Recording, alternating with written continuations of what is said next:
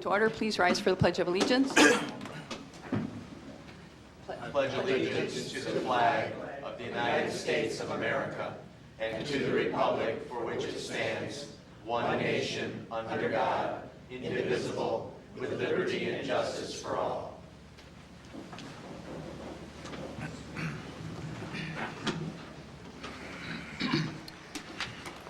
So the first item we have on the agenda is a motion to approve the appointment of Jim Peters to serve as council member to complete the unexpired term of Patrick Ivy. We have a motion. Move to approve. Second. Move Law, second Terhar. All in favor, say aye. Aye. Opposed? Motion carries. Our city clerk will swear in Jim Peters to come up and be sworn in, please.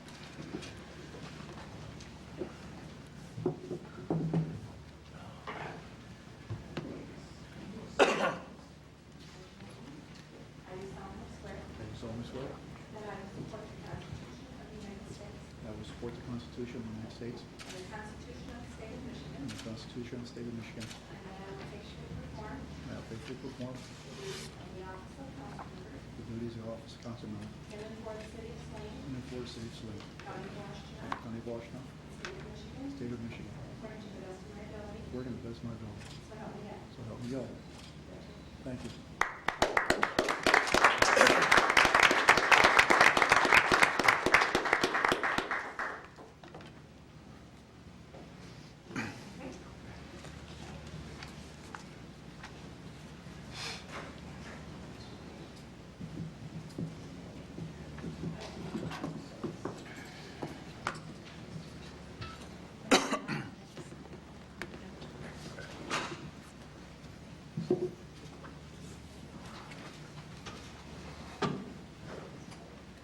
We do have some changes to the agenda after, after excusing absences. We will be having a presentation from the parents and community together. Sorry, still getting used to that, by Shannon Rosiel.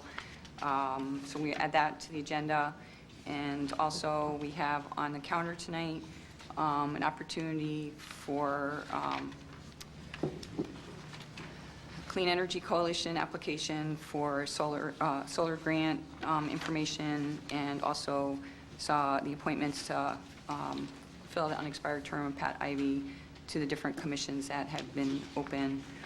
And we also have under discussion the MML conference that's coming up, NLC, the movie in the park change of location, and downtown parking enforcement. Is there any other items that anybody wants to add to discussion? If not, do we have a motion to approve the agenda as submitted? So moved. Second. Move Gearba, second Morrow. All in favor, say aye. Aye. Opposed? Motion carries. We have no absences tonight. Shannon, would you like to come up and do the presentation? We do have under the consent agenda a proclamation to adopt month of September 2011 as National Alcohol and Drug Addiction Recovery Month, and to encourage our residents to observe this month with appropriate programs, activities, and ceremonies supporting this year's theme. Join the Voices for Recovery. Together we learn, together we heal. So thank you for coming this evening. Thank you. My name is Shannon Roselle, and I'm here on behalf of PACT, which is Saline's coalition standing for Parents and Community Together. And our mission is to support Saline parents and community members in working together to provide a healthy and drug-free environment for our youth. The proclamation that Gretchen just mentioned is actually, this is the 22nd year that this proclamation has been in effect. And last year, Saline did sign the proclamation, so we're simply asking that they sign it again this year, which, as Gretchen mentioned, it honors people that are in recovery. It basically points out that recovery is possible, long-term sustainable recovery, and also honors the treatment and recovery service providers who make recovery possible. Recovery Month promotes the message that recovery is possible and encourages citizens to take action to help expand and improve the availability of effective recovery services for those in need. And from that, I wanted to talk a little bit about some of the things that we're doing with PACT so that we can kind of advocate for a little bit more support for adolescents that are in need of services related to drug, alcohol, and mental health issues. Some of our goals to make an impact in our community are that we want to start looking at educating students at an earlier age. It seems that the drug and alcohol use is dropping down to an earlier age, so we think that if we try to educate at the grades ages 3rd to 5th graders about the dangers of alcohol and drugs, that maybe we'll have a better impact in the long term. What we'd like to do is then from there also advocate for peer support opportunities where middle school students will help support healthy and drug-free behaviors. We kind of want to pass it down from the older to the younger, but pass down the right message and a supportive peer support message so that as they grow up in age, they can also maintain a peer support. Really, we want to teach them to advocate to make better decisions. Versus kind of the peer pressures of, come on, everybody else is doing it, you should do it too. This is what we see a lot within the adolescent population. We want that message to be, come on, nobody else is doing it, don't you do it either. So we really want to advocate for that. One of the things that we've supported, and actually just got some grant funding from the Judy Ivan Fund, is Parenting with Purpose. We had our first session back in the spring with Shuby and Mark Shuby and a couple other of the counselors in Saline, where we asked all the parents, anybody who would come in, but I think we got about 28 parents to come in and just participate in this Parenting with Purpose, where we talk about our kids and we talk about some of the issues locally and what's going on and what kind of support is needed and kind of what is your ideal child and what do you do in these situations, and the SAD kids and some of the other students actually did a couple of skits to kind of demonstrate 2 different types of households and which one are you and how are we dealing with this kind of thing. But basically the goal here is to educate parents and the adolescents. In many cases, our adolescents can teach us a lot. And so we also want to advocate to get them much more involved in helping us understand what the needs are. There seems to be a lot of shame and hiding around the issue of use, fear of consequences, but then also I really want to educate people about kind of the difference between what's going on with drugs and alcohol with our teens today compared to when our generation. It's very different. The drugs are stronger, they're different, they escalate much faster. It's just so much more important for us to understand that it's not just kids will be kids and they'll grow out of this. Our kids are dying. They're very quickly escalating to heroin overdose and use and overdose. So we want to educate, not by fear, but by fact. We do have local epidemiology reports for Washtenaw County that can substantiate a need. We've got local communities very close to us, Pinckney for one, Livonia for another, that have lost double digits in teenagers. And these aren't your typical bad kids. These are good kids with bad problems that are dying of heroin overdose. It's really sad, and I think that to educate is what we need to do. So what we want to do is kind of what I'm calling world peace for Saline. Is we want to create a collaborative effort with local resources where we can have a reasonable response time when somebody has a need. One example that broke my heart recently was when we were participating in the Saline's 24-hour relay that the SAD kids put on, which is a great event. If you haven't been to it, you should come next year over Memorial Day weekend. But one of the counselors, Mark Shuby, had gotten a call from an actively suicidal teenager. And with all the calls and all the begging that he did, the best response he could get for that student was in 2 weeks they could get a psychosocial review and then look at what kind of services are necessary. And I know that if I've got my kid with a noose around his neck hanging, I don't want to hear that I've got to wait 2 weeks to get an evaluation. I think that we have local resources, we just maybe don't have enough dedicated to Saline. We recently had a collaborative meeting between Officer Ringe and a person at St. Joe's Mercy Hospital, as well as somebody with Washtenaw County Development Health and Mental Health Council. What we want to do is right now kind of the protocol is that we have to send our kids out to Hogback to get an evaluation, and 2 weeks is actually considered a gift. It's more like 3 or 4 weeks typically. What Barb Fielder has indicated is that she's going to try and get some resources sent from Hogback over to Celine 1 day a week, once we show that we're substantiating that need, maybe 2 days a week. But what we really need is more participation from some local professionals who have resources and ideas, who can think deep on how to solve this problem before we're the next Pinckney. We really need to address this issue in a proactive instead of a reactive manner, and that's what PACT is all about.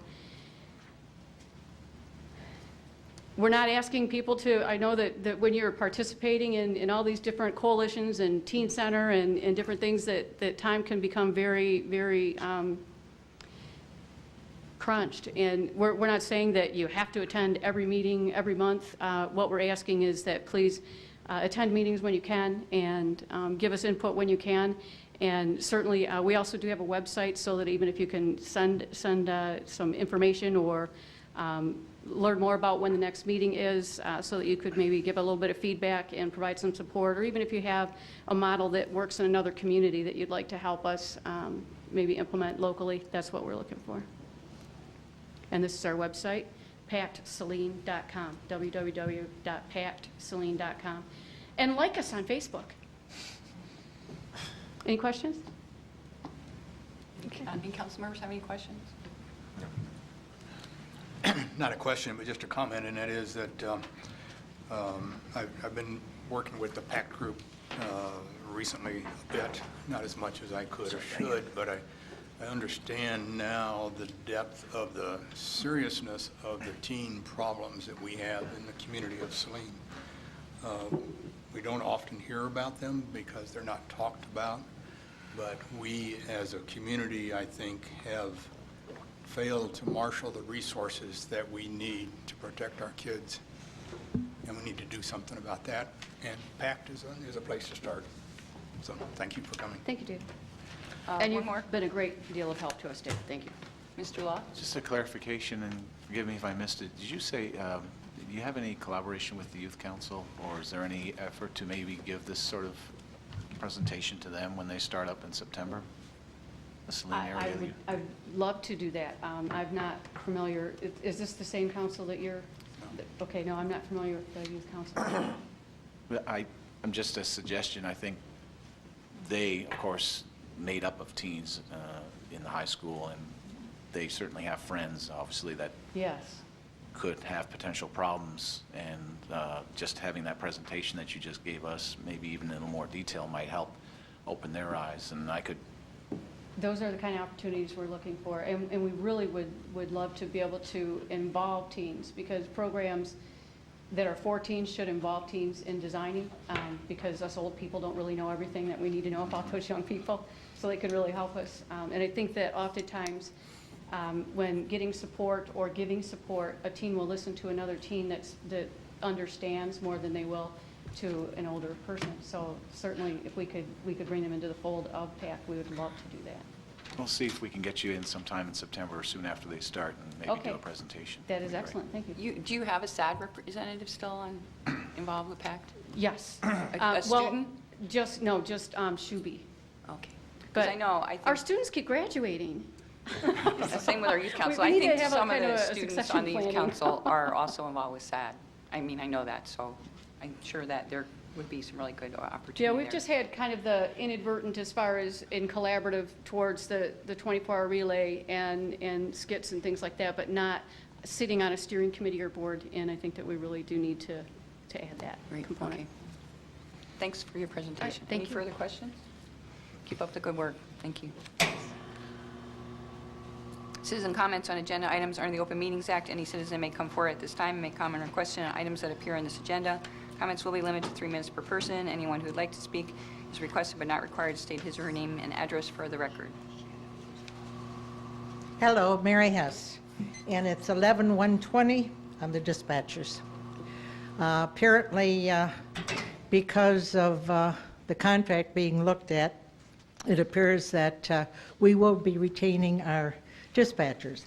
But I want to tell you about 2008 and 2010, the taxpayers paid thousands of dollars to do questionnaires. In July, the city manager, on behalf of the council, says, "Your opinions are critical as we move forward as a community." New will be in the survey. They will be asked to provide their opinion on special budgetary actions and would support if funding was not adequate. In January of 2011, about 6 months ago, we have the results. And Mr. Todd Campbell put in, the results show that the residents would be more than willing to raise taxes for police, fire, street maintenance, street lighting, and sidewalks. It goes on as far as what could have been the citizens, taxpayers would like to have seen services reduced, farmed out, or whatever. I would hope that the council will look at, again, the 1,110 people that filled out this questionnaire. There's a whole bunch of things. One of them, expanding money into the Oakwood Cemetery. 42% said no, so we put $1,000 across the street in property. It also says downtown expenditures that they would like to see that downgraded too. So please review what the people cared enough to fill out these applications that apparently fell on deaf ears when you wanted to farm out what was very important to the taxpayers, their safety of their police department.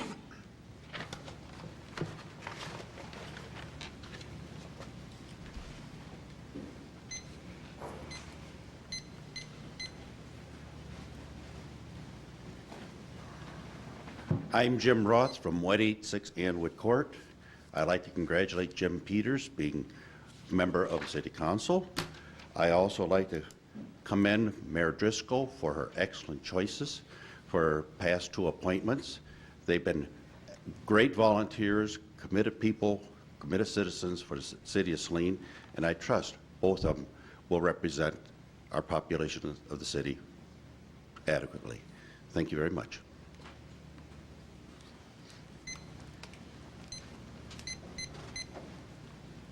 Deborah Holbrook, 618 North Harris. I would like to say that I am very relieved and happy that the consideration for the dispatch to be combined with Pittsfield will not happen. When I first heard that from my neighbor, I thought, no, this is a bad idea, but I wasn't sure of my own thinking. And as I began to check facts with people that know, that was verified. Most of the citizens and people that understand the workings of our community said that would not be a good idea. Pittsfield is a large area. They're concerned with their area. I believe we need to keep local control with our police force and our dispatch working together. We have had, thankfully, a very good police force, I believe, all the 36 years I've been here. And any experience I've had with them has been prompt and efficient. And I believe that the dispatch works in tandem very closely with them, and they know what's going on in our town. I think we need to keep that intact that way. So if the issue would come up again, I would be opposed to it if that contract expires, whatever. I did call each one of the council members to express my opinion, and they courteously all called me back and discussed the matter. I thank them for that. I want to, while I have the floor, I want to also thank Officer Lockwood for his service in the past as a police officer. My short experience with him when we needed him was excellent. And of course, now he's still working. And I want to thank him for that. And if in the future we need to combine our resources with another entity, I don't think it should be the dispatch. I think there are other things that could be combined. And if we need more money to run the dispatch or the police or the fire, which also does a very good job, I believe, we can take it from some of the non-essentials and keep our police and fire and dispatch protection all intact and strong as it is now. Thank you.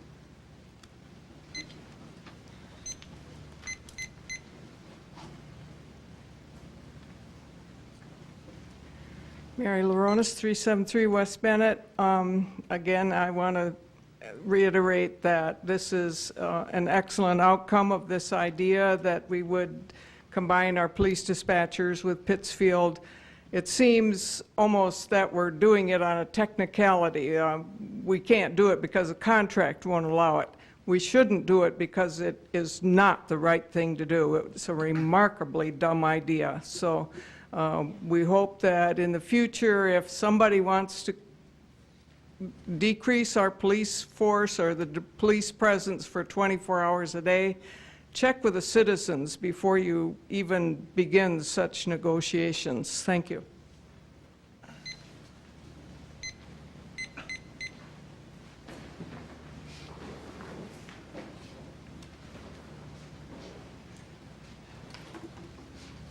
Matt Rockwell, speaking on the Saline Dispatch. I am very disappointed in you guys, all of you that sit up there.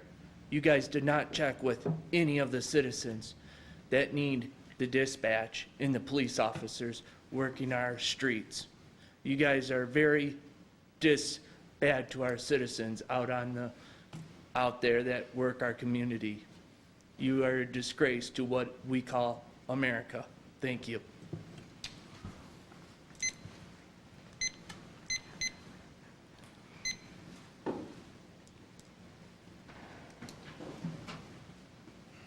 Is there any further citizen comments? If not, we'll move on to the consent agenda. The following consent agenda will normally be adopted without discussion. However, at the request of any citizen or council member, any item may be removed from the consent agenda for council discussion. Mayor, I'd like to remove C10-53.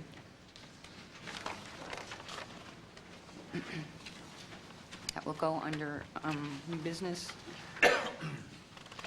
after 11-125. Actually, we should go after the other one, right? Under 11-120, we'll go after 11-126.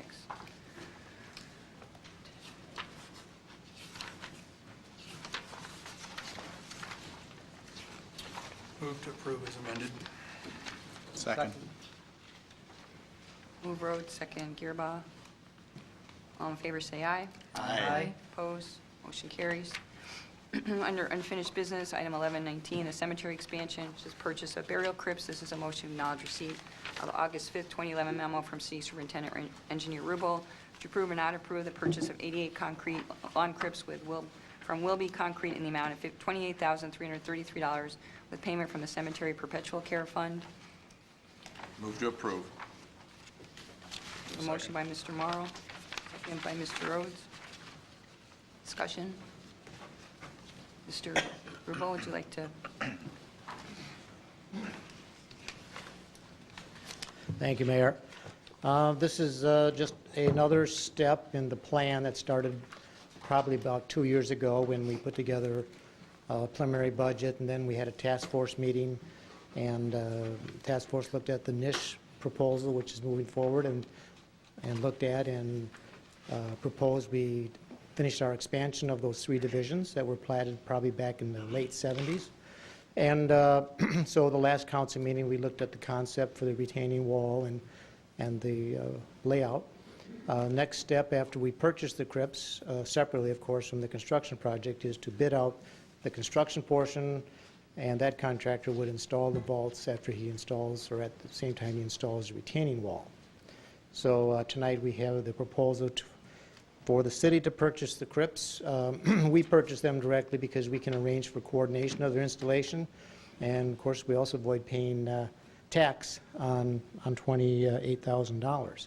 So this worked well when we did Division 70 in 2003, and we look forward to another successful expansion at the cemetery. After we take bids, probably sometime in September, I'll bring a report back to City Council on the results of the bids, the award of the construction contract, and then provide at that time the spreadsheet that will outline the proposed rates and the scheduled payback for both the Perpetual Care Fund and the General Fund. Any questions for Mr. Rubel? Mr. Rhodes? Do you have an estimate of the total dollar amount that's involved with these various elements to complete the whole project? We approved one, Right, we're looking at another one tonight. Right. We had the design survey was in last year's budget, in the FY11. In FY12, we have the construction budget, which right now the estimate is $150,000 for the installation and purchase of the crypts. As in the spreadsheet, will show that in our first analysis, rough analysis, we were going to install 77. But then when we did the final design, we found out we had room for 88. So depending on how the bids come in, we can look at, the investment of 11 more crypts. But we are taking bids on the full 88. Okay, so if I understood correctly what you were saying there, we're looking at somewhere around $150,000 for the entire process? Hopefully. Hopefully. Yeah, Okay. we'll wait. It's always, it's difficult to estimate a project of this scope because it's pretty unique in its, type of construction and that. And all of those monies are coming from the perpetual care fund? Yes. Which will then be reimbursed as Yes. things are sold? Correct. Okay, thank you. Mr. Hart. Thank you. Mr. Rubel, I noticed in the list of considerations in number 8, you note new landscaping is not included in this project. That's correct. We are just going to remove the aged crabapple trees and of course the dying evergreen trees. And at this point in time, most of the area will be taken up with either the crypts themselves or a 8-foot of a grass buffer around it, which provides access. So at this point in time, and not knowing what MDOT's doing with US 12 in 2014, they have to move the sidewalk up to the retaining wall. Then there'll be a buffer between the sidewalk and the curb. At that point, we can choose to do some landscaping once that is completed. But that would be a better time to look at some landscaping. Thank you. Is there further questions on this item? No. Thank you very much, Mr. Rubel. Thank We you. have a motion to approve. All in favor, say aye. Aye. Opposed? Motion carries. Item 11-120, Saline Police Dispatch. This is a motion to acknowledge receipt of the August 11, 2011 letter from City Manager Campbell and to direct staff to notify the governing body of Pittsfield Township that the City of Saline is withdrawing from further discussions to consolidate public police dispatch services with Pittsfield Township at this time. Move to acknowledge receipt. Second. Move Marl, second Law. Discussion? Mr. Campbell? Thank you, Madam Mayor. Well, as the memo states, upon further review, as we were continuing to do our homework, it was brought to our attention. We thought we had done a pretty good review of the current collective bargaining agreement, the CBA, but obviously we didn't do quite good enough, so we certainly apologize for that. But essentially, as it says, item M, section M, under management rights, the right to contract or subcontract shall not be used for the purpose of intention of undermining the union, nor to discriminate against any of its members, nor shall result in reduction of the workforce or the rank of the present employees. So as far as the result in reduction of workforce and rank of the present employees makes this not a feasible action to look into any further. Certainly we do understand this is something that we thought about long and hard before we brought it before you all to consider directing us to move up, to look into it further or not. But because of this, it's not, like I said, it's not feasible to pursue it any further. Are there any questions for council? I just would like just to clarify, because I think for those of you who have not been to a meeting before or watching this for the first time, we have been having conversations probably, I don't know, since the spring for sure, about considering consolidating dispatch with Pittsfield Township in particular. And we have been looking at the options and gathering information. And we have not made any decision. We had talked about this at previous meetings, that we would be talking about it as we move forward with further study. And as we've been moving on, obviously we've gotten more information, and it's not appropriate to move forward at this point in time. I will say from my perspective, and I believe from the rest of council, that there was no intention ever of affecting the level of service I personally believe strongly, and I know we have a lot of our police department here, that you do an excellent job, and we all value you very much. And I regret that understand that there's frustration with our looking at this. We have been tasked, as I've said before, by the state government to be looking at all alternatives, and we continue to do that, and we will continue to do that on all different levels. However, we never got to the point where we determined whether or not there would be a negative impact on the level of service. I recognize that it would impact jobs, and we had talked with Pittsfield Township to try to replace those jobs if we moved in that direction, but there was never any formal intent to do that. So I just wanted to clarify, because I know people are saying, you know, we do keep track of, you know, everything as far as trying to provide a high level of service, and we value all the work that everybody does here.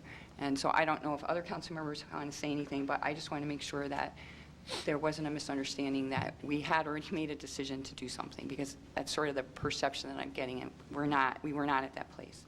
So as what you mentioned before, we would have been having more public process and more public hearing when we had more information, but we don't have that. So just to clarify that. And I don't know if any other, Mr. Morrow wants to say anything. Yeah, thank you, Mayor. I just want to sort of echo your sentiments. And I, of course, can only speak for myself, but I think my thoughts are shared by a number of my colleagues.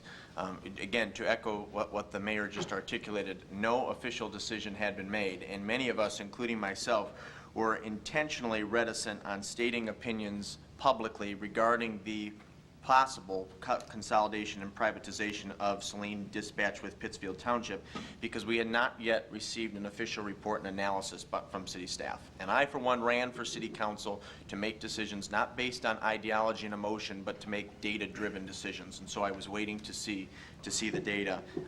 Again, as the mover of this motion 11-102, I'm obviously in favor of not moving forward because it's not feasible. But I share the mayor's sentiments when I say that every one of the services and programs that we provide at the municipal level ought to be continuously and systematically reviewed, analyzed, scrutinized to see if there's room for cost savings, reforms, and efficiencies, excuse me.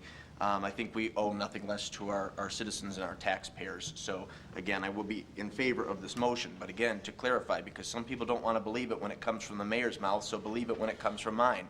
No official decision had ever been made. We were just reviewing and analyzing the proposal, and we determined that it was not feasible. So tonight we will conclude our discussion.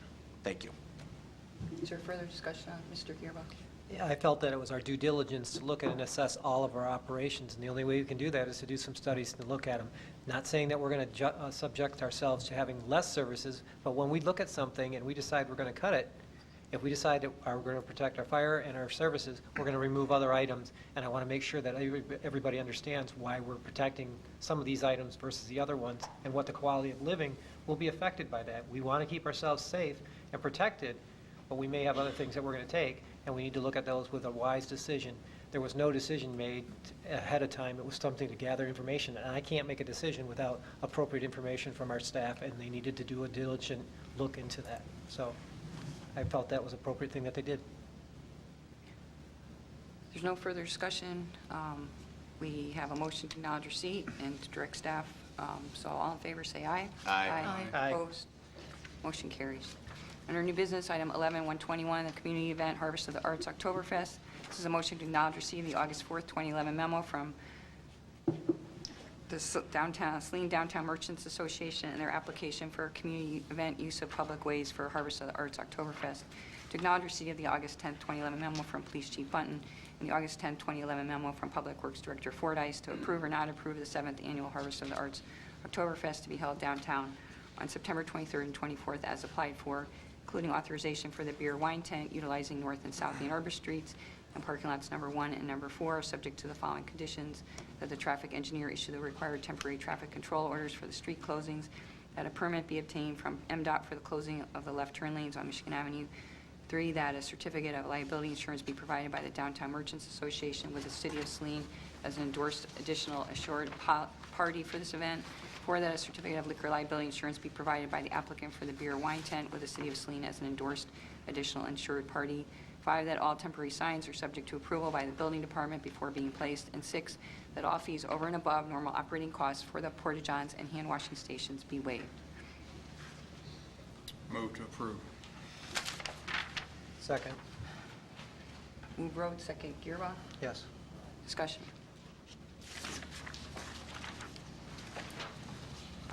Mr. Campbell, do you, somebody want to report on this, or? Sure. I mean, it's similar to previous ones. We do have folks from the DMA here.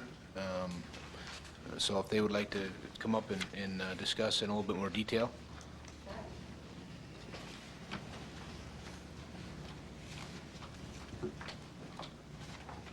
Hello, I'm Terry Seibo-Koenig, and I, along with Helen Martin and Rebecca Schneider, chair the Harvest of the Arts Oktoberfest event. And this is our 7th year. This year will look similar to other years, but we have decided to expand the event to include Friday night. We will open the Oktoberfest Beer Garden in parking lot number 4 on Friday night from 5 to 11. And one of the added benefits of the Friday night beer garden will be that we are going to partner with the Saline Historic Downtown Alliance, which is the group working towards Main Street affiliation. We're going to partner with them on Friday night, and the SDMA has agreed to turn over Friday night's profits to the Main Street group. So we're hoping that they will be able to seed their operations using an established event. I know that Rotary is also planning maybe some games for that night. So it will be used for fundraising for other community organizations. Saturday will look a lot the same. It will be open from 10 until 9. We'll be closing down early on Saturday night. It will be music and German food provided by the Lindenberg Friendship Group. And that's something else that we're very excited about, is to have a traveling group from our sister city, Lindenberg, here during the week of Oktoberfest. So we hope to do a special acknowledgement for them and are really anxious to welcome them. The other thing that we will do on Saturday is that we will have a dedication ceremony for the new public art project being installed at the head of parking lot number 1 on North Ann Arbor Street, which is a bench and arch being installed by Art District Detroyer. And so we're excited about that. We've got a lot of artists coming in for our art fair on the north side. We'll have children's activities in our Kinderplatz during the day. The Washtenaw Wanderers will come back and do a 5K, 10K walk. And I'm sure there are things I'm leaving out. The Lions, the Kiwanis will all be there selling food. There are a lot of groups who benefit from Saline Area, the Foundation for Saline Area Schools will do their Are You Smarter Than a Fifth Grader again. Environmental Commission will have a booth. This is truly a community event. We put it on to celebrate the Lindenberg relationship and also to celebrate the arts. We're very excited to be in our 7th year and be successful in welcoming the community for a free event. So, Any questions for Mr. Rhodes? On behalf of the Environmental Commission, I want to thank you for giving us a space. Yeah, neat idea. To put on a mini park Yeah. During the Oktoberfest, but I also wanted to request that an adequate number of the cardboard recycle containers be Yes. provided. Those that have the top on them, that just have the 2 holes, work a whole lot better than those that are just green and say recycling. They got this Okay. big opening on top that all kinds of garbage goes into. I noticed at Summerfest that the ones that had the restricted openings in the top were quite successful. They were emptied more than once during that event, and at least one of the groups was collecting the cans out of them and Good. getting the 10 cents. Oh, good. For Yeah, their we learn a funds. lot from other events like Summerfest, and that was one of the things that we took away, was that was a very good and we would like more on the streets. It's good. Good, thank you. Thanks. Anything else? Any questions? Thank you. Thank you very much for your consideration. Is there any further discussion on this motion? Okay, the motion is to approve. All in favor, say aye. Aye. Opposed? Motion carries. Item 11, 122, purchase of pickup trucks for Department of Public Works. This is a motion to acknowledge receipt of the August 10, 2011 memo from Public Works Director Fordyce to approve or not approve the purchase of one Ford F-250 four-wheel drive pickup equipped with snowplow and liftgate and one Ford F-150 four-wheel drive pickup from Gorno Ford of Woodhaven, Michigan, in the amount of $51,216, and that the 2000 Ford F-150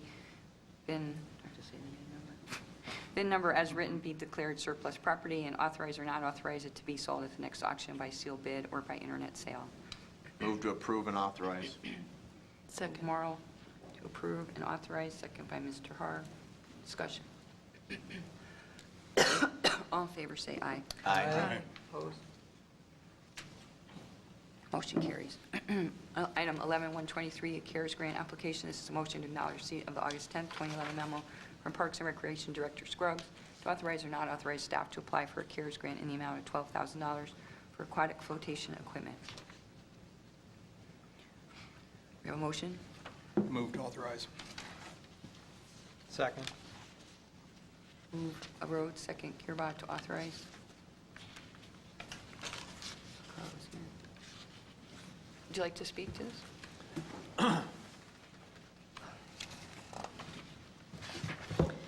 Thank you, Mayor and Council.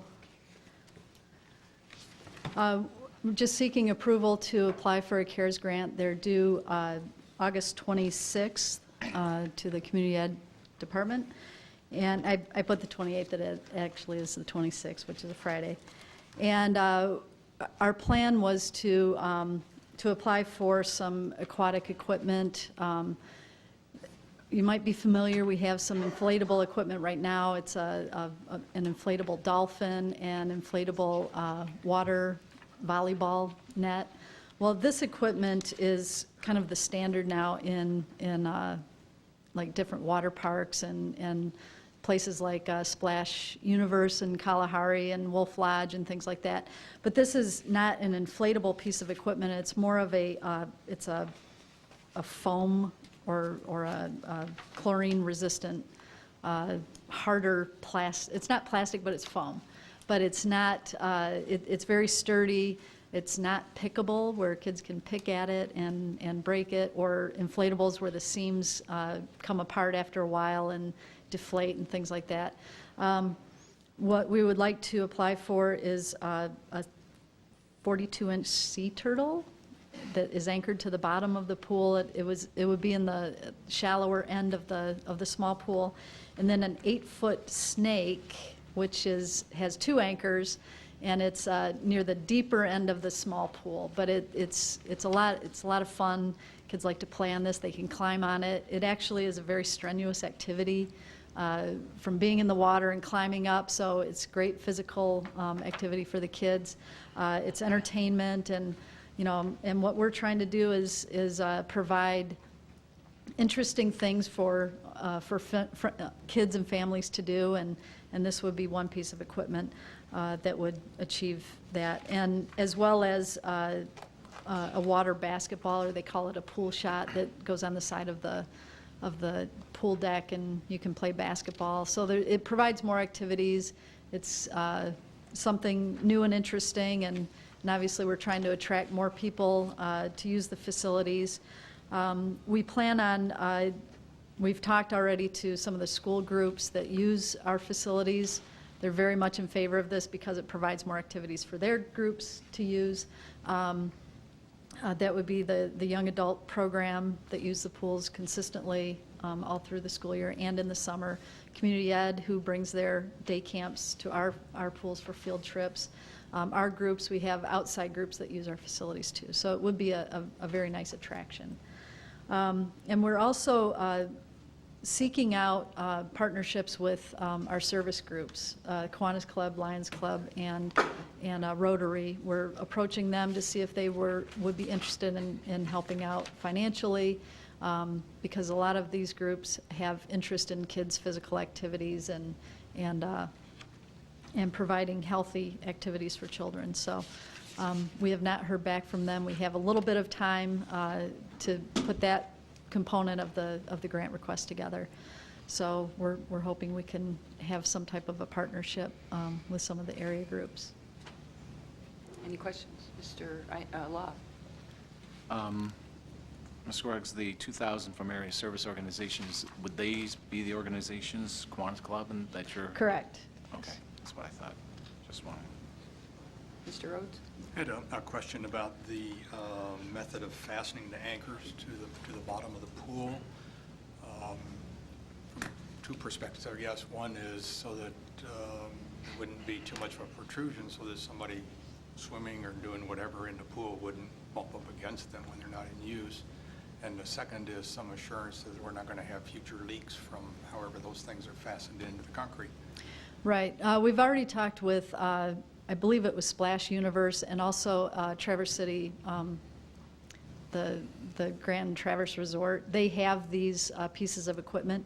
And what you do is you would create a flush anchor on the bottom of the pool that you have a cap that you put over. So when the pieces are not in the pool, they're removable. It would just be like walking on the bottom of the pool. It does not create any type of leaking. I mean, the cement underneath the pool is extremely deep, like at least 12 inches. And so you can screw anchors into it. We have floor drains that have the same type of, we drain into it and it's completely flush on the bottom. We don't want anyone to stub their toes or to get caught up in anything, so it would definitely be flush. And we have a local, I believe it's Clearwater Pool, that we've been working with to get some price bids from them, and they're able to do this type of work. So that's the reason then for draining the pool, to do that cut Yes. in the bottom. It would have to be install drained so those that we things. can, yes, so we can drain, so we can make those cuts, make the anchors at the bottom. Do you know how long the pool will be closed? I would imagine probably 1.5 days. I would say 2 days at the out. I mean, it doesn't take that long to drain it, but to do the work and get it to dry and then to refill it, we should be good to go. And Marsite, you can refill while it's wet still. It's the beauty of pools. Thank you. Further discussion on this motion? Thank you for your information. We have a motion on the floor to authorize. All in favor, say aye. Aye. Opposed? Motion carries.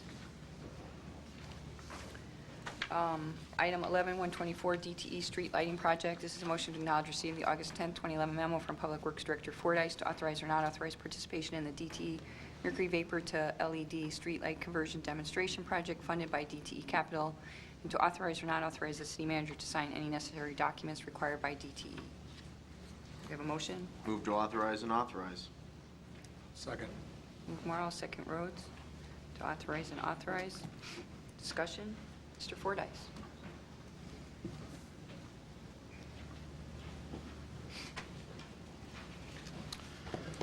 Good evening.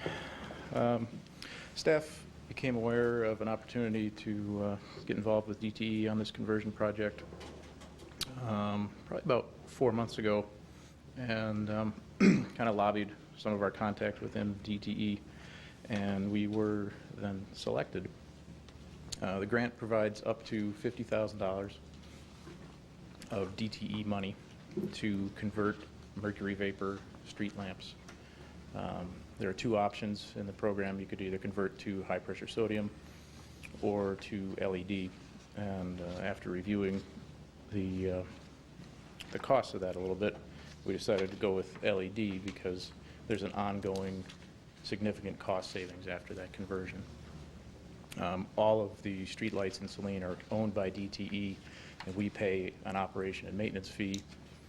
With an LED light, that operation and maintenance fee drops between $70 and $78 a year, depending on how the fixture is wired.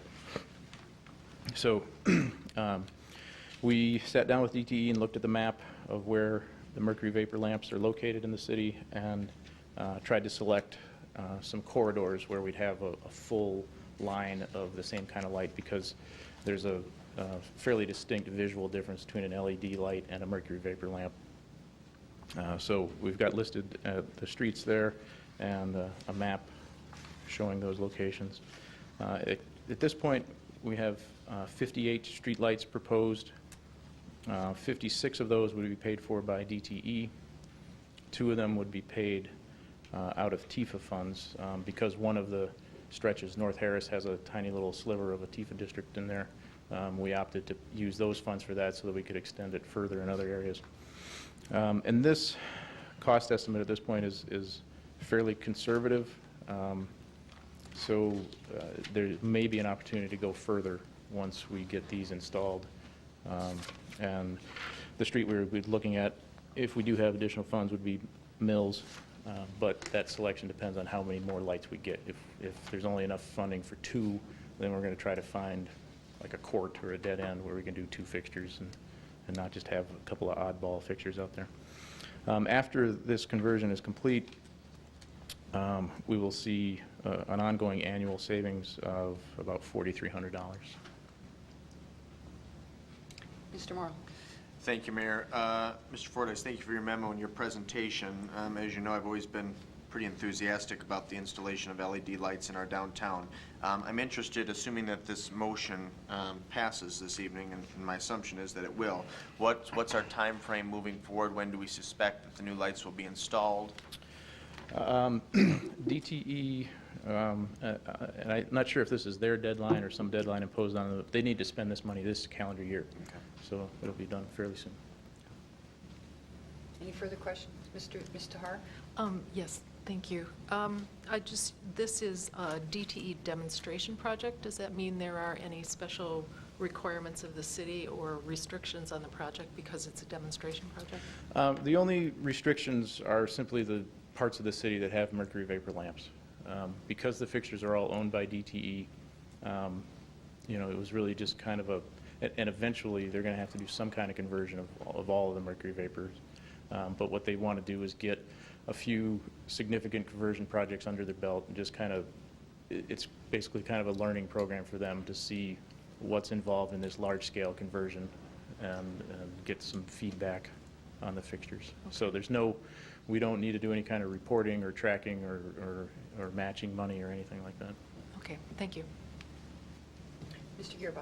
How have they clarified how they're going to do the billing back to us? Because I know that was a problem in Ann Arbor, that they had their LEDs in place, but they were still being charged the same costs for their pre-existing lights. Do we have Right. any reassurance how that's going to be handled for us? or- Well, we get a bill monthly from DTE for all of the fixtures, and they're denoted in different categories on there as to what kind of pole they are, what kind of wiring they are, whether it's mercury vapor, high pressure sodium. So after they're installed, when that next month bill comes in, So they have resolved that. I'll be looking at that very closely and making sure that we now have a 56 or 58 LED category on there. Okay, thanks. Mr. Love. By undertaking this project, Mr. Fordyce, does the city now have to be on track to replace all lights, street lights? So in other words, those that are not, as you pointed out, 2 lights in the Tifa district, I don't know how many there would be in the Tifa district and how much that cost would be. So in other words, does this put us on the road to having to now do all the lights, even though this is a demonstration project? This doesn't change that at all. Eventually, there's federal regulations that have, at this point, prohibited the manufacture of mercury vapor ballasts. Shortly, they're going to prohibit the manufacture of mercury vapor light bulbs. So because of those items are no longer being manufactured, eventually, yes, all of the mercury vapor lights in the city will have to be replaced. DTE's plan is, their default plan is to replace them with high-pressure sodium because the upfront costs are significantly lower. Long-term costs are relatively higher for high-pressure sodium versus LED. So going down the road, when the time comes to replace additional mercury vapors, if the city wants to replace with LED, there would be some cost sharing that we would have to participate in.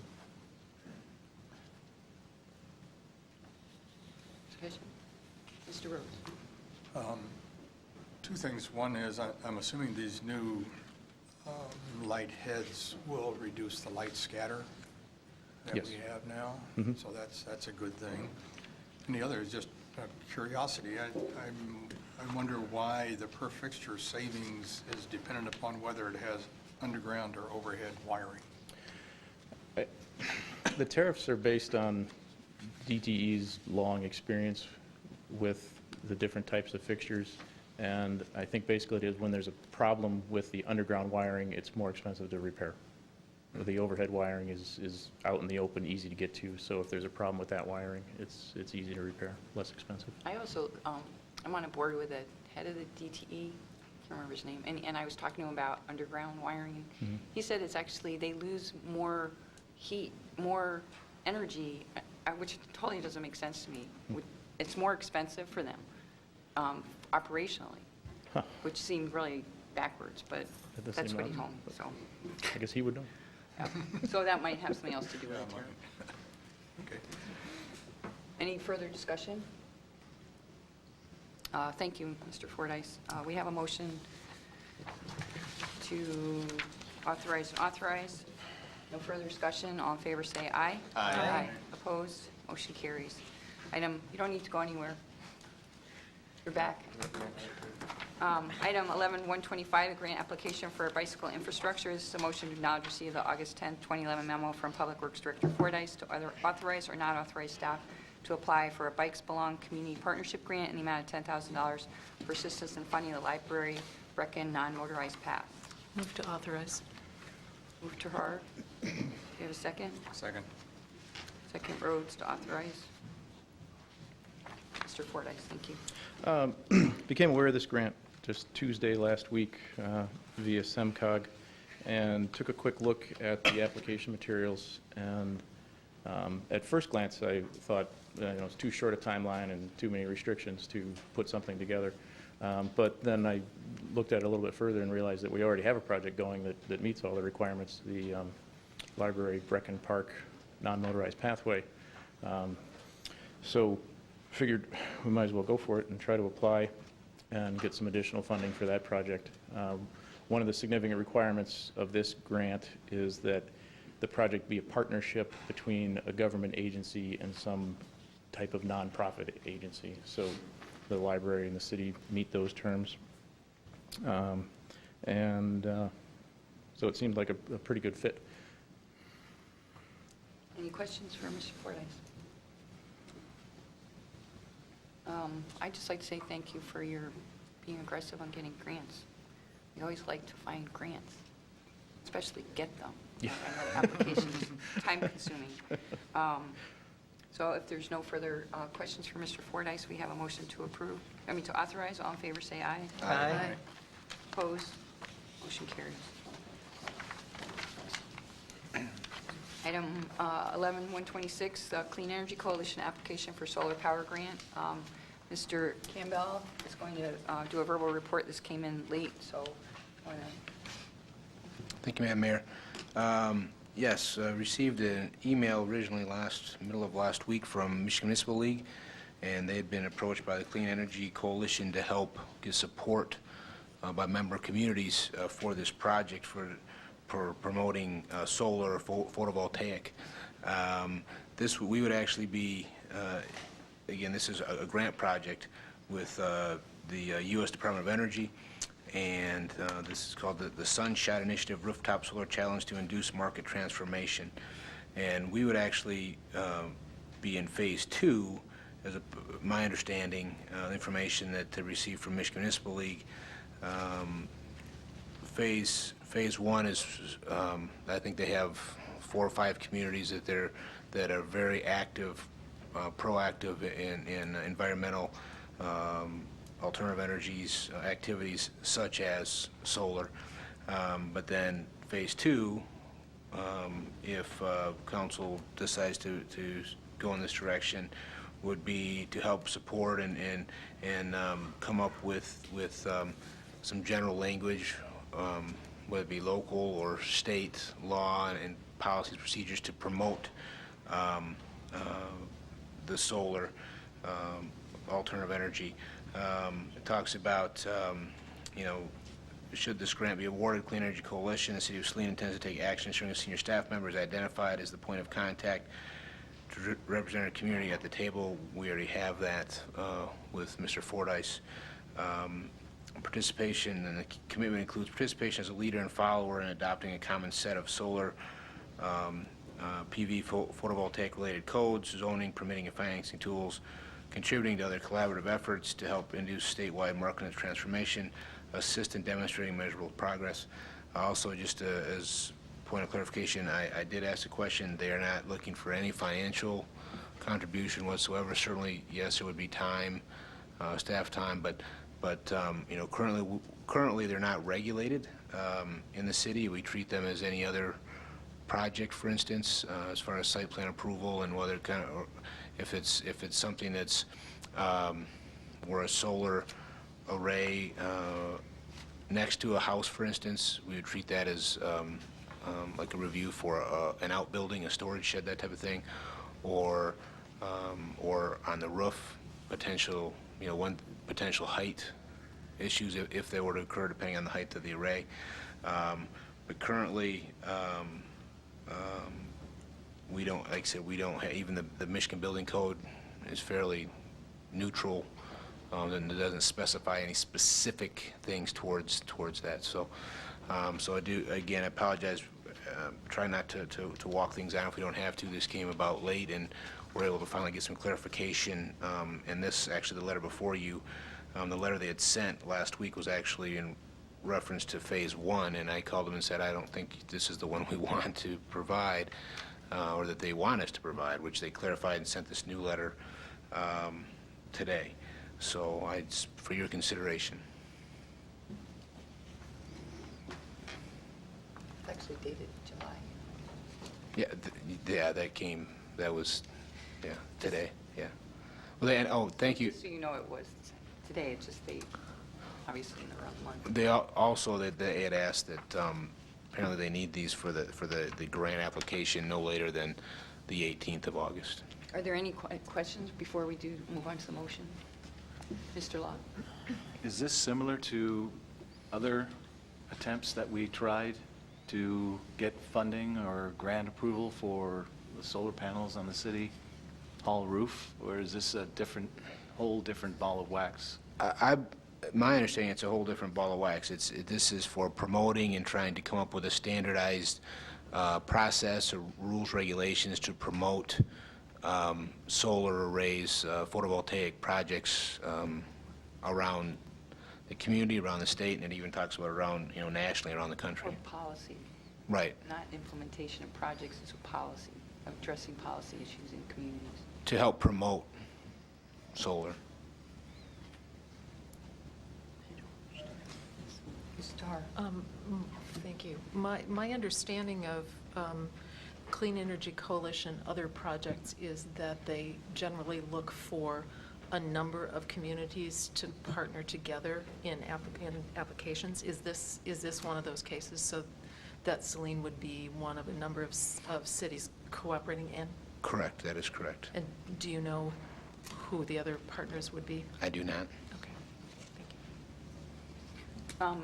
I'm going to, under discussion, I forgot that I went to the Michigan Association of Mayors workshop last Thursday and actually spoke.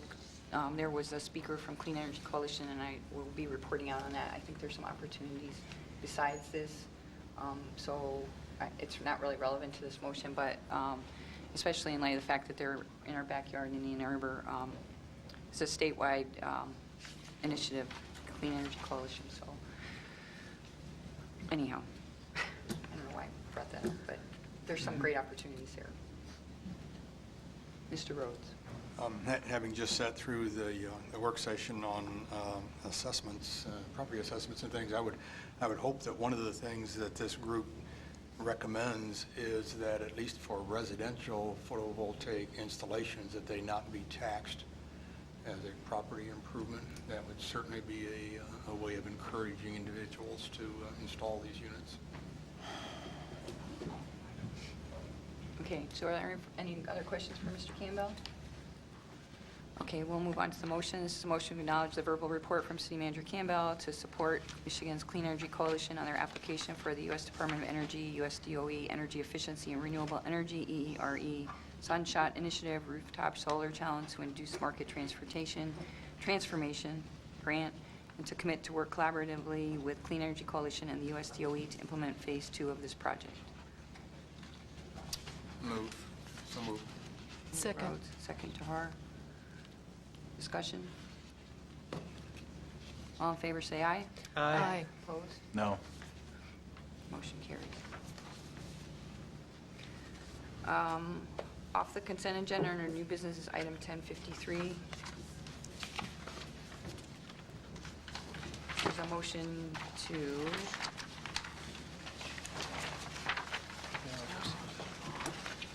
acknowledge receipt of the August 10, 2011 memo from Finance Director Burgoyne regarding fiscal year 11 pre-audit end-of-year general fund information and file. Do you have a motion? So moved. Move Morrow, second Gearba. Discussion. Mr. Gearba. I just wanted a little update from Mr. Burgoyne on this, considering that it said significantly lower on our undesignated cash balance, so. Okay, I'll be glad to respond to that.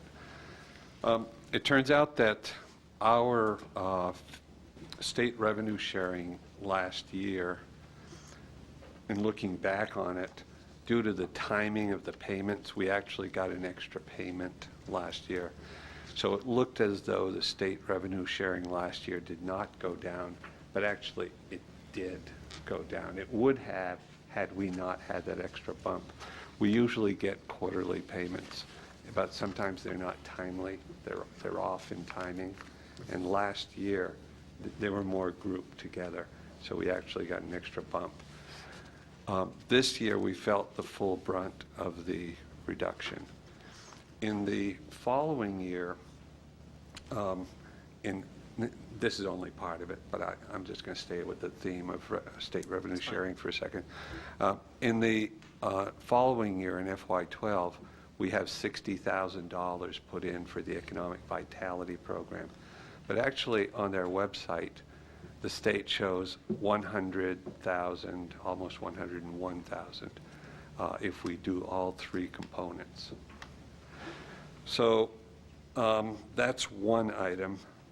Another item was $107,681 were paid during FY11 for the Karpinski property. It doesn't happen again. That's a one-time item. That throws you off by $107,000 versus trend. So that's another item. One thing we have not done is we only put in the Teamsters wage concessions, and what happened with the sergeants and the police officers came in after budgeting. So that's over a couple of years. In the first year, it may be 20-some thousand. In the second year, that would be FY12. In the second year, FY13, it would be a gain of about 40 to 45,000. I'm not sure exactly what the number is. It's in that area. Another thing that happened during the past 3 years is some of our budgets had contingencies built in. One of them was the police department, and we really cut back even more strongly than perhaps was reasonable. We cut back really hard on the police department budget overall. Usually that budget comes in with, $50,000, $90,000 left over. This year it had $113 left over. It's cut back to the point that it can just make it. These are some of the items. Another item in the memo is, I said this is a pre-audit figure, and our audited figure may come in a little bit better. In looking at the three items that are there, the additional amount needed for rebate, it appears that we will not need that additional amount. And the amounts, the $48,900 amount and the $3,000 amount will be good. So probably instead of 1.4, we'll have $1.5 million left over. One thing that's happening this year under the Government Accounting Standards Board, GASB 54 release issuance, is that municipalities have to group their funds in a certain way depending on sources of funds and intended uses. And because we are funding the fire operations through our operating budget, we now have to show it in our statements as part of our general fund. And we have to have some resolutions from the City Council. One resolution, which will be coming in September, will be to keep the recreation bond fund and the recreation complex as its own fund. This year, the cost was $161,813 of support for recreation complex. Our average has been slightly lower than that. It's sometimes been higher, sometimes it's been lower. Two other things that we have done. $500,000 from the general fund was sent to MERS to close the gap on the unfunded liability, on which we're being charged 8%. So, and then in addition to that supplemental amount, for our required normal amount, or they say the normal required amount, we had a little bump up. It was only in the tens of thousands, but it was a little bump up. And we also had matching amounts from water and sewer funds in that unfunded liability gap. So we actually paid in over $800,000 and closed that gap by over $800,000. And then the other thing we did is we sent over in the last budgeting $274,000 to rec complex operations and some money to some of the other funds. So we actually have about $500,000 worth of cushion of remaining funds in those other places, which we did not have before. So overall, we did not get as much of a fund balance as we expected. There are 2 or 3 reasons that we can see are one-time reasons, so that we would not expect that as hard in the future. But the other thing that I did was, in the projections, instead of assuming that we will have about $400,000 unspent, in the new projection, we're now assuming only $250,000 unspent. Because I know for the police department, for example, not only did we cut the FY11 that is just being audited now, but we also really constrained FY12, the following one, by a similar amount. So I would not expect a lot of unspent in FY12 either. Thank you. It's not great news, but there's some reasons for some of it. Any other questions for Mr. Burgoyne? No. Thank you. We have a motion to acknowledge receipt and file. All in favor, say aye. Aye. Opposed? Motion carries. And I did not verbally report out on the consent agenda, but it was, everybody knew about the appointments to fill the commissions, correct? So I just wanted to make sure everybody understood that part. Under discussion items, we have commission committee reports. Any commissioner committee reports? Mr. Morrow and then Mr. Law. Thank you, Mayor. 2 weeks ago, Wednesday, the Saline Area Fire Board met, and among other things, well, actually, let me take a step back. You may recall that in June, I reported that the Saline Area Fire Board was in the process of transitioning our, what type of insurance am I thinking of, Mayor? Workman's Comp, excuse me. Our Workman's Comp fund away from Accident Fund to Michigan Municipal League. We also accepted a bid from MTA, Michigan Townships Association, but actually in the interim period between our June meeting and our August meeting, Accident Fund came back with a counter offer, so we will be staying with Accident Fund, but the board has committed to annually look at our Workman's Comp to see if there's room for cost savings by farming that out to another entity. And then in addition to that, we were informed that we are going to be changing legal counsel. Our new legal counsel is also currently the township attorney for Lodi Township, and he got rave reviews from the two representatives who serve on the fire board from Lodi Township. So we expect a good change there. I think that's basically the important action items that took place at the fire board meeting. Mayor, you were also there. Do you have? No, Okay. good report. That's all I have. Thank you. Mr. Locke? The Planning Commission last week dealt with an issue which we, concerning the overlay district. This was a follow-up to the public hearing that took place, or public meeting, I guess, that took place in June. Mr. Lalonde used the commission as an opportunity to update the commissioners who, or the commission that, on the status on what the outcome of that meeting was, and also it benefited those who were not able to go to the to that session in June. It was interesting how he compiled the data that we, those who attended, got concerning our rating of street furniture and our opinion of the height of buildings in the future in an overlay district, how high, and the setbacks and all those things. What's going to happen next is that he hopes to have a proposal for a possible ordinance or an overlay district before us sometime in September. Certainly, we'll get more updates on that, and the public is certainly welcome to come on out and certainly share their opinions and comments on that. I think, didn't we talk about having him do that presentation to council, so it would be televised? Thank you for reminding me. That's right, because I actually raised that question. And I'm hoping he's going to get back to us and present something before council before he does for the Planning Commission. So perhaps in the first meeting in September. Okay, thank you for that. And Ms. Tahar? Arts and Culture Committee met last week. The work on the public art project is moving forward a little bit more slowly than Mr. DeTroyer perhaps had hoped, but moving forward well. And as Terry Cybo-Koenig mentioned earlier, we're hoping for a public dedication of that piece during Harvest of the Arts Oktoberfest.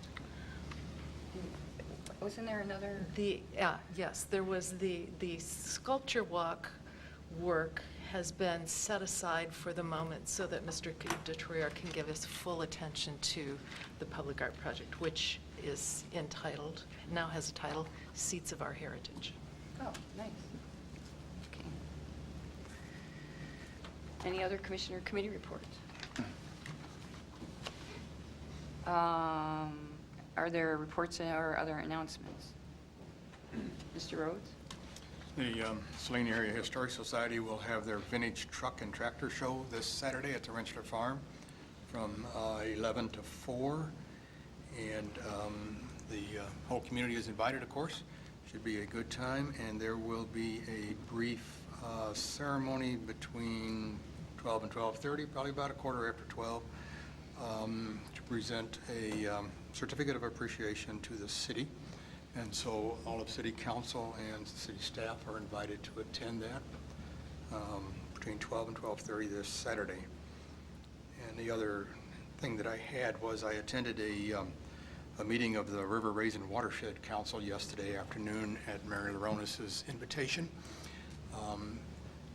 That's a group that is going through transition at the moment, and they have a significant challenge ahead of them, but based on the discussions that I heard while I was there, I think they're up to it.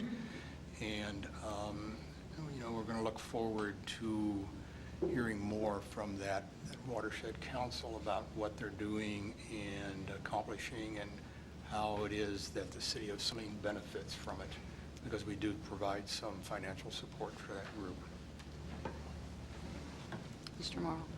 This is just a follow-up, but I wanted to remind my council colleagues and the general public that the Weber Bliss One Room Schoolhouse will be having their semi-annual ice cream social this Sunday at Weber Bliss School, which is across from the Mormon church there on Woodland Drive. The event takes place between 1 p.m. and 4 p.m. There'll be refreshments, activities, and reenactments. And again, just a reminder, I'm trying to organize a team of city council members to compete with some of our school board members. And the activities include a watermelon seed spitting contest and a croquet challenge. So I know Mr. Rhodes is committed to being there. We appreciate that. But if I could get a few more of you to commit by either telling me later this evening or shooting me an email, that would be great. But again, Weber Bliss Ice Cream Social from 1 to 4 this Sunday. Oh, and we carry the trophy from last year, so there's a, expectation. Absolutely, yes. 2 years ago, the last time the committee hosted an ice cream social, the city council won the croquet challenge. So we want to maintain that high standard of excellence and again defeat the school board. So please attend. I'd like to clarify that I am only participating in the croquet, not this watermelon seed spitting contest.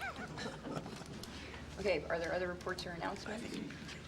We also have added to, we have upcoming in October, the Michigan Municipal League annual conferences in Grand Rapids. I did mention that I last week attended the Michigan Association of Mayors workshop, and there was a wealth of information, and I strongly urge council members to come and learn. There's opportunities to learn about best practices other communities are doing. They also will have some speakers on programs related to our 21st century communities, which ties into our goals and objectives in our strategic plan. I believe that the agenda is on the mml.org website, and they have a really full plate. The governor's going to be there, is my understanding, and it is a really good opportunity to learn and network with your peers about, especially in these really challenging financial times, what kind of opportunities there may be out there for our community that we might not. I know that staff is diligently doing the same thing. Any place we can, find opportunities to be thinking differently or accessing grants or improving our bottom line and also our level of services on a regular basis. But it's a great opportunity for council members. So Justine could get you the information. Additionally, the National League of Cities has their conference in Phoenix in November, and that's the same kind of conference, although it's a national level best practices, and there's also good opportunities there for learning new things that are going on in other communities outside the state of Michigan. Movie in the Park, I have a note that the location has changed. I wanted to take this opportunity to let everyone know that the Movie in the Park that is scheduled for this Friday, we've made a decision to move it indoors to Liberty because of all the mosquitoes. And we just felt like it was the best decision so that a lot of people can still enjoy the movie. We'll have all of the event at Liberty School. 6:30, we're going to start with all the games and activities. We'll have our bouncers up. Our sponsor, Gym America, is coming out with different fun activities for the kids. And also Edward Jones is our other sponsor, and they're going to have a balloon guy out there making different balloon hats and swords and different things like that. And then we're going to start the movie at 8 o'clock, and we're showing Disney's Tangled.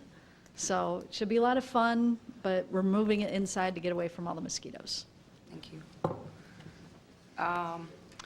Also, I met with Police Chief Bunton and City Manager Todd Campbell last week to talk about parking enforcement downtown. I've gotten many complaints over a long period of time, and I know it's been brought up at the merchants group. I still am getting a lot of complaints, and I've asked them to look into putting an enforcement person in the parking lots because we do not currently enforce, and now we have almost all our ground floor retail full, and it's very difficult for some of the shops to keep customers if they can't park near where their location is, and that parking is for customers, not for employees. So I wanted to, I don't know, Todd, if you want to report out on that. There would be some incremental costs with this, but at the same time, we are trying to promote, commerce in our downtown, and it is interfering. I've been, from multiple people have gotten complaints, so I've said, anyhow. So, Mr. Campbell? Sure, thank you, Madam Mayor. Now, if Chief Bunton could come up and we'll kind of tag team on this, but what we talked about is going back to what we've done a number of years ago, having a park enforcement officer, and Chief has put together some preliminary numbers. This would be in addition to the budget. I mean, it's not been budgeted for, but certainly we would need to have something on a consistent basis. And but having said that, I'll turn it over to the parking enforcement professional. Well, I'm not sure I'm a professional, but 2 times since I've been with City of Saline in the past 17 years, we've tried to embark upon this, and we first tried it with our uniform officers going up and enforcing. We found that that really doesn't work because too many times they can't get back and do the enforcement after they mark the tires. Plus, it takes 3 to 4 hours just to do one cycle of marking all the tires downtown and coming back and enforcing. So it was a failure, and each time we actually put on a part-time person just to do that. So I went back and I looked at it. We could probably get a seasonal part-time person for about $10 an hour, do a 3-day work week, stagger the days every week. That would be, you have to add uniforms, equipment, and we'd have to buy tickets. We would look at about $15,000 a year to have that person do the enforcement. It would certainly work. I talked with the mayor and I said, before we start rigorous enforcement, I would certainly want to spend a couple of weeks doing warning tickets to people, telling them that we're up here and we want you to comply, and then go ahead and do the enforcement. But I'd be looking for a very special person that could actually do the enforcement the way I would like to see it be done in a small town mode of how that should be, and not looking for a volume of tickets, but looking for a volume of compliance. So I reported that to Mr. Campbell, and I have no money in my budget to do this with. You heard Mr. Burgoyne earlier. My budget is strapped real tight, so I would need an appropriation to do it. So what is council thoughts on this? Any comments? Mr. Morrow? Very much in favor of moving forward and trying to allocate $15,000 approximately to the police department so that this can proceed. Absolutely. Mr. Rhodes? What would the parking restrictions be, and where would they be enforced? They're the current parking restrictions, which are 4-hour parking limits. 4 hours in all of the public parking Yes. lots? 3 hours. It's 3 hours. Yeah, it's 3. I told you I'm not an expert. I got a parking ticket once, so I thought it was, okay. It would be the current restrictions. And did I dive out of that one pretty well?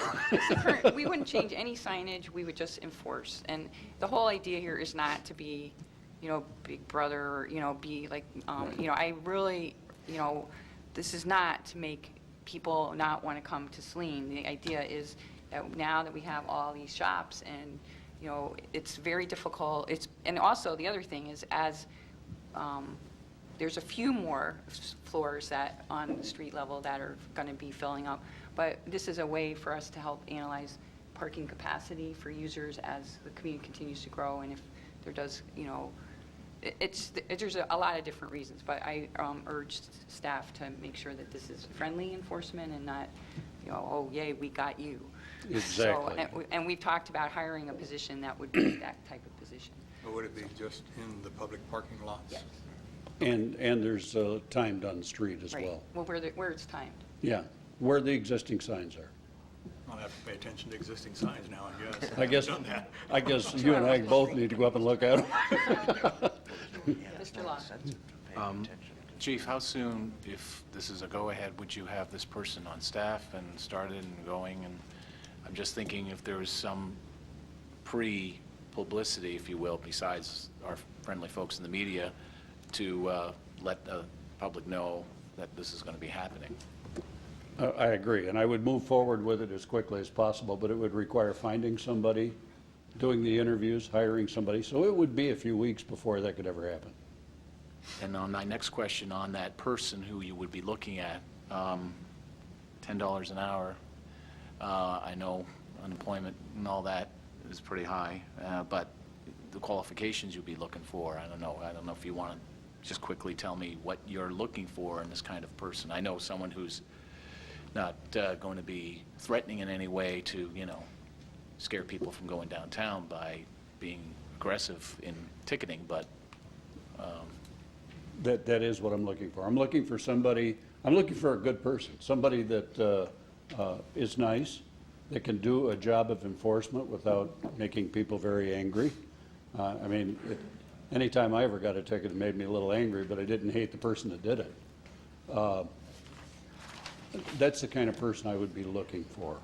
A good person that could actually do the enforcement and not be heavy-handed with it. Obviously, someone with a law enforcement background or... No, not necessarily. We would train whoever it is. It's a requirement of law that we give them training. Thank you. Okay, Mr. Hart. Go ahead, Mr. Hart. Okay, I believe there are a couple of parking lots that don't currently have restrictions. Would those be changed then? No. No, it's just No. the existing. Yes. Mr. Giron.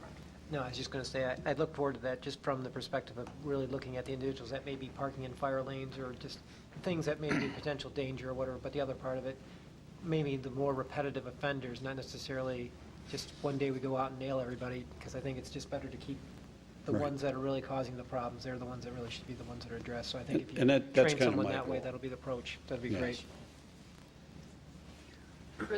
Further discussion on this subject? You're reporting back, and we talked about having Art work with a merchant group and, any of the business groups that are downtown and reaching out to the businesses downtown. We'll still be doing that, correct? Okay. Thank you. Thank you. Mr. Campbell and I had a meeting this morning regarding the countywide transit master plan. As you know, we had a presentation on the governance process, and today we discussed bringing forward the resolution, which we will be bringing to the next meeting, and the way that we will be appointing our representative for the southwest area would be on a one vote per community basis with a backup if it's a tie vote by total population. So next council meeting, we will be bringing forward the resolution to move forward with participating in the AATA governance. It's a different name, so what is it? County-wide plan, I think. And also, we will be working on a selection committee to open up the process to people that might be interested in serving on that county-wide board. Mr. Campbell, I don't know if you want to add anything to that? No, well, just that as far as the selection process that we talked about was to, when we come back, I believe we'll have a public hearing at the next meeting, the next regular city council meeting.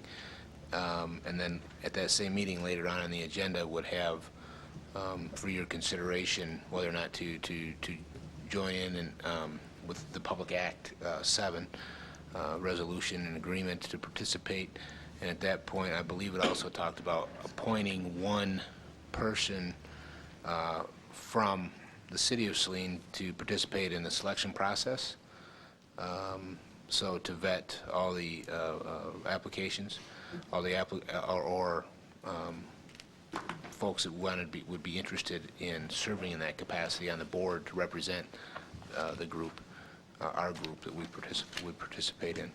So we probably will be sending something out in some way, shape, or form to let people know kind of a job description, if you will, of that board description to see if anybody's interested. And we found out there's a lot of different methodologies by the different region groups, so anyhow. Any questions about that? I believe the first board meeting is October October sometime, yeah, they're hoping. mid-October, I think, so we need to get going on that. And then finally, I just wanted to report, I mentioned earlier, the Michigan Association of Mayors has an annual workshop, summer workshop, which was in Port Huron, and I went for the day. They had a really great agenda.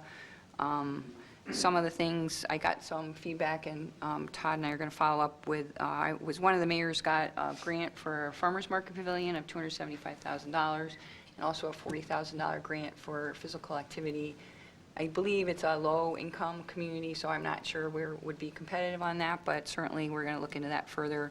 There was a session on economic gardening, and there's a pilot program that MEDC is going to be sponsoring. Some of you know economic gardening is tied to second stage companies, and I've put forward, and the way that the pilot program is going to be working is by regional recommendations of economic development agencies, which would be InterSpark. So I spoke with Luke Bonner about 2 companies, I believe, in Saline that would qualify. at a minimum, and he had already submitted his name, so I'm trying to get him to move to Saline, so that'll take care of his not thinking of Saline first. And also, there was quite an excellent presentation. Some of you, I think we had talked about form-based code and mixed use and what Birmingham's done in the past, and there was a partnership of a developer, the city council, or actually Mayor Pro Tem, who used to be on planning commission there, and and a real estate attorney who talked about mixed-use development. And mostly they were talking about reuse of existing buildings, but I talked to them afterwards, and they might be interested in coming and looking at our 147 site. I think there's some potential there. Also, the Clean Energy Coalition that I mentioned earlier did a great presentation on opportunities. They're really trying to get us to do that whole 21st century communities, all those different, the 8 different attributes, one of which is sustainability. And the Clean Energy Coalition actually would assist with grant writing at no cost to us. And I mentioned to Todd that I know we had a workshop presentation about working with Siemens, which they are a for-profit organization. So the idea would be to try to have another workshop with a Clean Energy Coalition representative and maybe bring forward some of the projects where we are and see if there's opportunities to partner with them and assist us, because we have, I mentioned, Mr. Fordyce, that, we have a, very low staff. We're working very, very lean, and it's really hard to turn around these kind of things. And so they thought there could be some opportunities there for some partnerships. So it was a very productive day and very oriented. Like I said, I think the League and the NLC really try to find things that will help us be more effective. So hopefully some positive things will come out of that. Is there any further discussion items? Mr. Campbell's got something. No? Mr. Campbell's got something. Oh, sorry, Mr. Campbell. Thank you, Mayor. Just for clarification, I believe I know the direction, but is it a consensus then for staff to move forward on the parking enforcement? I just want, just for official clarification. Yes. Thank you. I also had one more, we had 2 pages with the discussion items on it, so. The budget book that we had in our packet was great, excellent. So it's out on the counter now, and there'll be one at the library? And both at the library and public library. And it will be on our website? It is on the website. Just want to make sure. Thank you. Okay. It's really great, and I think really informative, so I really appreciate. I know it takes a lot of work and time for you guys to put that together, but it really helps give a perspective. It's not just the current budget, but it sort of shows where we're going and where we've been and all that good stuff. So if there's no other discussion or public comment under the Open Meetings Act, any citizen may come forward at this time, make comment or question to City Council. This public comment period will be limited to 3 minutes per person. Anyone who would like to speak is requested but not required to state his or her name and address for the record. Hello, Mary Hess. Mr. Gearbaugh, I agree with you. There are going to have to be things cut. You can see that on the real estate picture. As far as, I think we were talking about enforcement, the crossing guards cost the city about $40,000. That's not covered by the schools. That's covered by us. And if someone doesn't show up, a police officer goes there. And that's a lot more. And so maybe that's an area or something. Now, the other thing is the council and the mayor talked about the dispatch and this type of thing and how it wasn't any decisions. I would like to know from candidates in the council, was this worth the money, the thousands of dollars that was put out for questionnaire? And if each one of you are really care, if we take the time to fill these out, and will you be looking at this when you have to do your cuts or your alignments on the services? I think that's important because 1,110 people filled it out, 17%. And some people said, why fill it out, Mary? Nobody gives a crap. And the other thing is that the thousands that you're putting in to make us feel like you care, you must address or acknowledge that in this, it said, did not say anything about outsourcing the police department. So in the fact-finding, there's important things to gain. But the fact was, the people said, the taxpayers for the most part, said, if you got to raise the taxes for the police, I guess you do it. And there's other areas in here I'm hoping each one of you would address, if it's important to you at all, what we care about.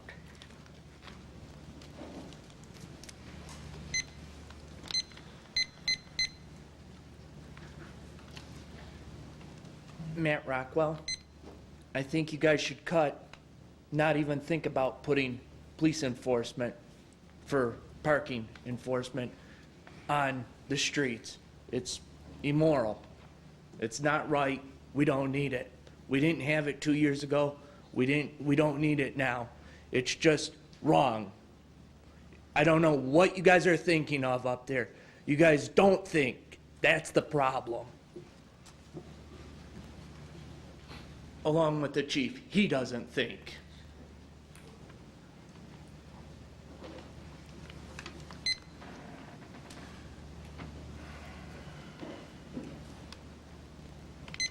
Mary LaRonas, I've been observing city policy making long enough to know that unless citizens speak out early in the process, research becomes fact before we know it. So the fact that the citizens started speaking out about this issue meant that it was important.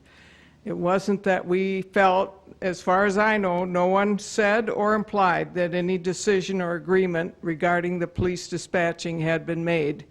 We were just wanting you not to make that decision. We know that discussions can lead to decisions, and if there were to be no decisions, the discussion would never have begun.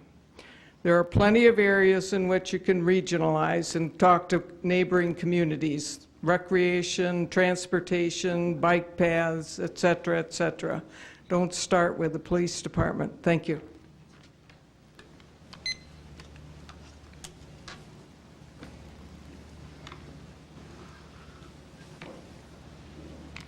John Heller, 213 Sheffield, and as you know, I'm going to run for council. And what I'd like to say is I just find it interesting that this contract language was suddenly discovered after the opposition started to develop. And I know that that contract language has been in the contract for at least 15 years, if not more. And it's just interesting to me that it suddenly appeared.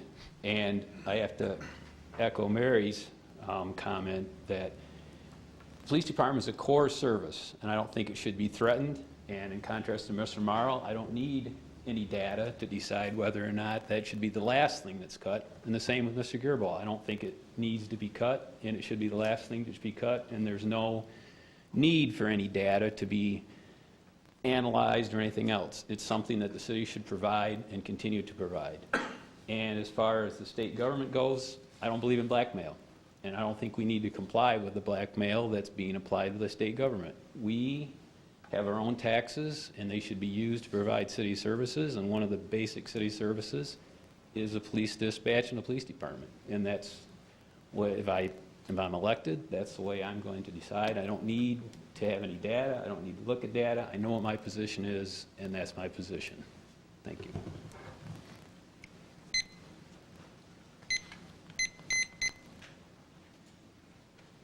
Is there any further citizen comments?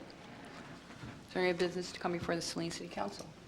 If not, we have a meeting on September 12th, 7:30, and September 19th at 7:30, because we have the Labor Day holiday, the first Monday of the month. Do we have a motion to adjourn at 9:13? So moved. Move Morrow. Second. Mr. Peters.